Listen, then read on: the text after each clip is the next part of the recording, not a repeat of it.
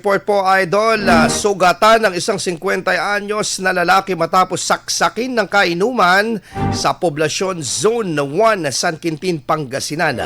Kinilala po ang suspect na isang 28 anyos na barbero at residente ng nasabing bayan. Ayon po sa inisyal na investigasyon, nagkatuwa ang magbunong braso ang biktima at suspect habang nagiinuman. Natalo umano ang suspect na tila napikon dahil ng panggugulo nito sa lugar. Sinubukan pa umanong awatin at pakalmahin ang biktimang suspect, ngunit bigla na lamang itong sinaksak sa likod. Naitakbo naman agad sa pagamutan ng biktima habang agad ding naaresto ang nasabing suspect.